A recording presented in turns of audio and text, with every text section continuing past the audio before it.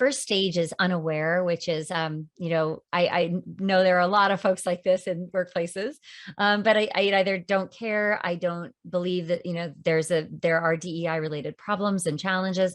Perhaps I'm in denial about somebody's experience. Perhaps I think I'm a good person. A lot of people in unaware think that their good intentions or values or beliefs are enough, but they're not, because action is really what matters. But we can sit in here and we can get apathetic and disconnected. And we can also say, well, the diversity and inclusion team is going to take care of that. They're going to take care of this. It's not my job. What would I do? How would I step in? And so that's unaware. So what we want to do is move to aware. And this is really the awakening. It's the acknowledgement that there are gaps. It's the, oh my goodness, I never realized how biased I am. Or, oh, wow, I didn't know I knew something about diversity in my own life, or exclusion. It's the learning and collecting of media and information, and learning about different people's experiences and expanding our vocabulary to be more inclusive, right? To start to notice who's missing, to start to notice our own behavior in those systems.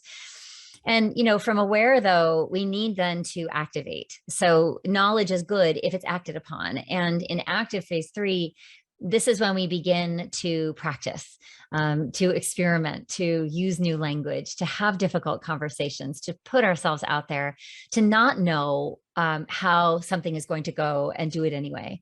And pitfalls here are definitely perfectionism, definitely sort of that frozen, sitting on the sideline saying, I'm just not sure, but, I'm going to jump in, but I'm scared of the outcome. And that's real, and I just want to acknowledge there's a lot of pressure, especially on leaders, to get it right the first time, but we're all learners, so I would say about active that we need to give each other space and grace to learn. We cannot possibly move through a continuum like this and learn without, falling off the bike and getting back on, and falling off and getting back on. And it doesn't help our confidence to be scolded, or have that viewed negatively.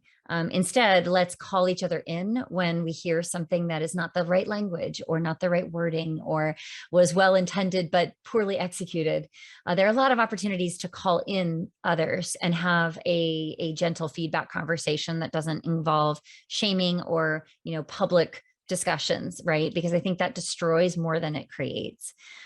So from active, then we go to advocate, which is phase 4, which is now I'm practiced, right? Now I won't fall off the bike. And not only that, I can, do many other things while I'm on a bike. It's sort of this unconscious competence. I don't even have to think about it.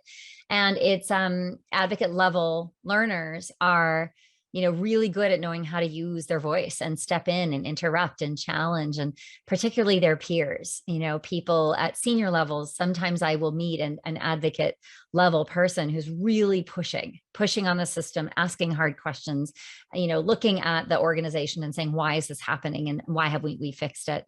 And so this is really an aspirational stage, but I think it's important to look ahead of ourselves and say, I can get there. And maybe I get there just around one element of diversity, one identity, but maybe what I do is commit to learning and studying that identity for a period of time, and really, really digging deep, and, surrounding myself with different lived experiences, and reading and absorbing information and practicing language. And, I really become an apprentice of it. And I think that's what's been happening in workplaces. In my world, there's a lot of people who have woken up and are on this wonderful learning journey. And I think it's our job to stay on this journey. It's our job not to give in to fear and perfectionism, but remembering that, we all started out as learners, and we all continue to be learners. So that's that model. And, as you now look at it, you can see the sort of circular shape. I didn't want to do something linear, and more that it's a forward and back and many places at once kind of model.